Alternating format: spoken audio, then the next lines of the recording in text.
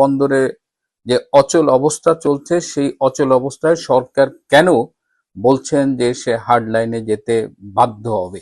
নির্বাচনের যেখানে মাত্র 4 দিন বাকি, কেন সরকারের এই হার্ড লাইনে যাবার এই থ্রেট? এটি নিয়ে আজকে কথা বলবো। রূপান্তরের সত্যের আজকের এই পর্বে সবাইকে স্বাগতম। প্রথমেই বলছি, আজকে দুপুর 1টায় সচিবালয়ে আমাদের বাংলাদেশের মার্কিন রাষ্ট্রদূত ব্রেন্ট ক্রিস্টেনসেনের সাথে পররাষ্ট্র উপদেষ্টা মোহাম্মদ তৌহিদ হোসেনের একটি মিটিং হয়েছে, এবং সেই মিটিংয়ে পররাষ্ট্র সচিব এবং একজন জয়েন্ট সেক্রেটারি পর্যায়ের অফিসার উপস্থিত ছিলেন। কি নিয়ে তাদের মধ্যে কথা হয়েছে? মূলত আজকে এই মিস্টার ব্রেন্ট ক্রিস্টেনসেন তিনি তৌহিদ হোসেনের কাছে সম্প্রতি যে ভারত এবং আমেরিকার মধ্যে যে বাণিজ্য চুক্তি হয়েছে এবং ভারত এবং আমেরিকার মধ্যে যে ডিফেন্স ট্রিটিটা হয়েছে 2026 থেকে 2036 পর্যন্ত, এই দুটো চুক্তি সম্পর্কে ডিটেইল ব্রিফ করেন। এবং বিশেষ করে এই যে ডিফেন্স ট্রিটি হয়েছে, এর মধ্যে Bay of Bengal initiative, Indo Pacific রিজিয়নের সিকিউরিটি, এই সব বিষয় নিয়ে বলেন। এবং তিনি বলেন যে এই অঞ্চলে ইন্ডিয়া এবং আমেরিকা তাদের কমন ইন্টারেস্ট নিয়ে কাজ করবেন এবং তারা ওভারল্যাপিং মেথডে কাজ করবেন। যেখানে দিল্লি মনে করবে যে আমেরিকাকে সামনে এগিয়ে দেওয়া উচিত, সেখানে আমেরিকা সামনে থেকে ভূমিকা পালন করবে। আবার যেখানে আমেরিকা মনে করবে যে দিল্লির সামনে থেকে ভূমিকা পালন করা উচিত, সেখানে দিল্লির সামনে থেকে ভূমিকা পালন করবে। অর্থাৎ দুজনে মিলেমিশে যার যেখানে যতটুকু প্রয়োজন, যার যেখানে লিড করা উচিত সেটা করবে। এই পুরো বিষয়টাই তৌহিদ হোসেনকে বুঝিয়ে দিলেন। তৌহিদ হোসেন চলে যাবেন, আর 4 দিন পরে নির্বাচনে যদি নতুন সরকার আসে, তৌহিদ হোসেন আর বেশি দিন থাকবার কথা নয়। তাহলে একজন চলে যাওয়া, প্রস্থান উদ্ধত একজন পররাষ্ট্র উপদেষ্টার কাছে মার্কিন রাষ্ট্রদূত আসলে এগুলো কেন বললেন, কি বার্তা দিলেন? এর মধ্য দিয়ে আসলে মার্কিন রাষ্ট্রদূতদের পক্ষ থেকেও স্পষ্ট করে বলা হয়েছে যে বর্তমান বাস্তবতায় জিওপলিটিক্যাল সিচুয়েশন এবং সবকিছু মিলিয়ে ভারত এবং আমেরিকা বন্ধু হিসেবে কাছাকাছি অবস্থান করছে এবং একসাথে কাজ করছে, এবং এই রিজিয়নের ইন্টারেস্ট তারা একসাথেই দেখবে। এই বাস্তবতা বিবেচনা করে বাংলাদেশের উচিত আমেরিকা এবং ভারতের সাথে তাদের সম্পর্ক নির্ধারণ করা। বিগত দিনে ডক্টর ইউনূস সরকার যেভাবে ভারতের সাথে পায়ে পা লাগিয়ে ঝগড়া করেছে, এবং ইউনূস সরকার অনেকেই মনে করেন, এবং যেটা কিছুটা সত্যি, যে তারা আমেরিকার আশীর্বাদ নিয়েই ক্ষমতায় এসেছিলেন।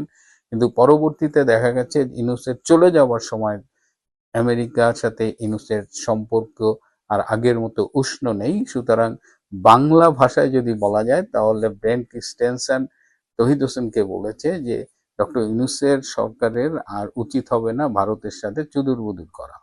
আরেকটি বিষয় আমরা দেখলাম যে চট্টগ্রাম বন্দর পরিস্থিতি কিন্তু ক্রমশ উত্তপ্ত হচ্ছে, এবং আজ রবিবার থেকে তারা কমপ্লিট শাটডাউন ডেকেছে, যে বন্দরে আর কোনো কাজ হবে না। আপনারা জানেন যে নিউমারিং কন্টেইনার টার্মিনাল একটি লাভজনক বন্দর টার্মিনাল, সেটিকে এই বিদেশি ডিপি ওয়ার্ল্ড কোম্পানির কাছে ইজারা দেওয়া হচ্ছে, যে এই লাভজনক টার্মিনালটি ডিপি ওয়ার্ল্ড ম্যানেজ করবে। এটা নিয়েই আন্দোলন, শ্রমিকদের আন্দোলন। তারা বলছে যে এটি বাংলাদেশ সরকারই এ পর্যন্ত এনেছে এবং এটি লাভজনক একটা প্রতিষ্ঠান, এটি কেন বিদেশের হাতে তুলে দেওয়া হবে? এবং এই বিদেশের সাথে দেওয়া হবে, এটা নিয়ে কিন্তু অনেকদিন ধরেই কথাবার্তা হচ্ছে। এবং এখন যে অবস্থা দাঁড়িয়েছে, গত বৃহস্পতিবার নৌ উপদেষ্টা ব্রিগেডিয়ার সাখাওয়াত চিটাঙে গিয়ে বলেছে এসেছেন যে কোনো অবস্থায় এই ইজারা বাতিলের সুযোগ এখন আর নেই। ইজারা বাতিল থেকে সরকার আর পিছু হটতে পারবে না। এবং আজকে তিনি যখন কমপ্লিট শাটডাউন হয়েছে, তখন ঢাকায় সচিবালয়ে বলেছেন যে সরকার এখন হার্ড লাইনে যেতে বাধ্য। কেন সরকার হার্ড লাইনে যাচ্ছে? কেন ডিপি ওয়ার্ল্ডকে এই বন্দর, এই টার্মিনালটি ইজারা দেওয়ার জন্য এত উঠে পড়ে লেগেছে ইউনূস সরকার? এটা কেঁচো খুঁড়তে গিয়ে সাপ বের হবার মতো একটা বিষয়। আপনাদের হয়তো মনে আছে, বেশ কয়েক মাস আগে আমি এই এনসিটি টার্মিনাল ইজারা দেওয়া নিয়ে একটা এপিসোড করেছিলাম, এবং সেখানে আমি বলেছিলাম যে এই মধ্যবর্তী কিছু ইন্টারিম টাইমে বলা যায় যে সেখানে এটিকে সাবলেট দেওয়া ছিল, যারা এনসিটি কে আগে ম্যানেজ করতো তাদেরই সাবলেট দেওয়া ছিল, এবং এনসিটি এখন ডিপি ওয়ার্ল্ড চালাবে। এই ডিপি ওয়ার্ল্ডের চেয়ারপারসন কে? এই ডিপি ওয়ার্ল্ডের চেয়ারপারসন হলো সুলতান আহমেদ বিন সুলাইম। এই ব্যবসায়ী ভদ্রলোক ইউনাইটেড আরব আমিরাতের শাসক গোষ্ঠীর সাথে খুবই ঘনিষ্ঠ, এবং গত 9 এপ্রিল তিনি যমুনায় ডক্টর ইউনূসের সাথে মিটিং করে গিয়েছিলেন। ডক্টর ইউনূসের তিনি খুব ঘনিষ্ঠ। আপনারা যারা এপস্টেইন ফাইল ফলো করছেন, জেফরি এপস্টেইন, সেই জেফরি এপস্টেইনের খুব ঘনিষ্ঠ বন্ধু হলো এই ডিপি ওয়ার্ল্ডের চেয়ারম্যান, এবং সেই সূত্রে তিনি ইউনূসের পূর্ব পরিচিত এবং তারা খুব ঘনিষ্ঠ বন্ধু। এই ডিপি ওয়ার্ল্ডের চেয়ারম্যান সুলতান আহমেদ, তার একটা স্পেশালিটি আছে। জেফরি অ্যাপস্টেইনের ফাইলে অনেকের নাম আসছে, কিন্তু জেফরি অ্যাপস্টেইন যাদের খুব ব্যক্তিগতভাবে পছন্দ করতেন তাদের মধ্যে একজন ছিলেন এই ডিপি ওয়ার্ল্ডের চেয়ারম্যান সুলতান আহমেদ।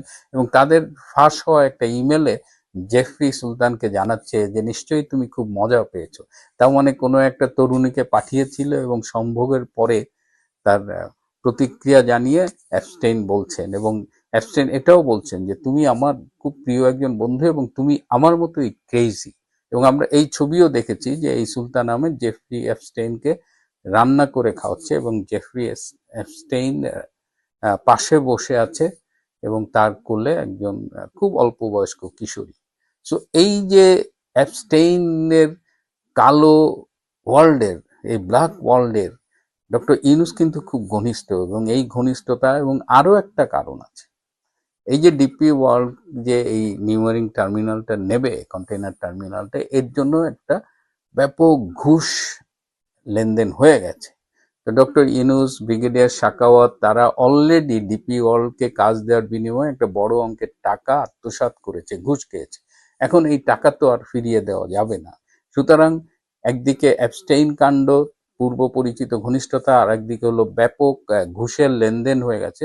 সুতরাং ডিপি ওয়ার্ল্ডকে তারা যেহেতু চলে যাবে 4 দিন পরে, নির্বাচন হলে খুব দ্রুত চলে যাবে বলে আশা করা হয়, তাই তারা যে কোনো ভাবেই হোক তাদের যে ঘুষটা খেয়েছে, তাদের যে বন্ধুত্ব, এগুলো সব মিলিয়ে যে কোনো উপায়ে হোক নিউমারিং কন্টেইনার টার্মিনালটা তারা ডিপি ওয়ার্ল্ডকে দিয়ে যেতে চায়, কিন্তু বন্দরের শ্রমিক কর্মচারীরা সেটি মানছে না। এখন দেখা যাক, ঘুষ খেয়ে বিপদে পড়ে গেছে ডক্টর ইউনূস এবং এই নৌ উপদেষ্টা এবং তাদের গং, কি করা যায়। এদিকে গতকাল যে মিটিংটা শুরুতেই বলেছিলাম, যমুনায় ডক্টর ইউনূস এবং আরো 3 জন প্রভাবশালী উপদেষ্টা উপস্থিতিতে বিএনপি, জামাত এবং এনসিপির প্রতিনিধিদের মধ্যে একটা মিটিং হয়, এবং এই মিটিং এর সর্বশেষ আপোষের চেষ্টা করা হয়। আপনারা জানেন যে জামাতে ইসলাম কিন্তু বরাবরই বলে আসছে, এবং এই তারেক রহমানের সাথে গত মাসেও দেখা করেছে, বলেছে আসেন আমরা সবাই মিলে একটা জাতীয় সরকার গঠন করি। এবং গতকাল শেষ মিটিংটি হয়েছিল, যেখানে আপোষ হওয়ার চেষ্টা করা হয়েছে কে কয়টা আসন পাবে, এবং সবাই মিলেমিশে জাতীয় সরকার গঠন করবে। এবং সেখানে তারেক রহমান খুব স্পষ্টভাবে জানিয়ে দিয়েছে তিনি জামাতের সাথে জাতীয় সরকার গঠনে আগ্রহী না। এর আগে তিনি রয়টারে একটা ইন্টারভিউ দিয়েছেন, সেখানেও তিনি বলেছেন যে তার দল সংখ্যাগরিষ্ঠ আসনে জয়লাভ করলে তিনি চান যে জামাত একটা শক্তিশালী বিরোধী দল হিসেবে থাকুক। সুতরাং ডক্টর ইউনূসের এই যে সবাইকে নিয়ে একটা সরকার গঠন করা, সেখানে এনসিপি কে রাখা, এনসিপির কয়েকজন মন্ত্রী বানানো, জামাতকে রাখা, এটা তার একটা প্ল্যান ছিল, সেটা ব্যর্থ হয়ে গেছে। তো আরেকটা প্ল্যানের কথা শোনা যাচ্ছে, সেটা নিয়ে আমি কাল পরশু হয়তো কথা বলবো।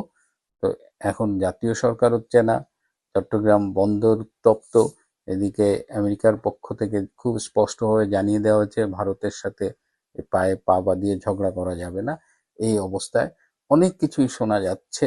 আগামী 3 দিন খুবই গুরুত্বপূর্ণ। নির্বাচন 12 তারিখে হবে বলেই ধারণা করা হচ্ছে, কিন্তু নির্বাচন কমিশনের কিন্তু প্রস্তুতি নেই। এখনো 60টি জেলায় নির্বাচনী সামগ্রী পৌঁছায়নি। গাজীপুরে সামগ্রী বিতরণ স্থগিত। সব মিলিয়ে এই নির্বাচন কমিশন যে একটা লেজে গোবরে অবস্থা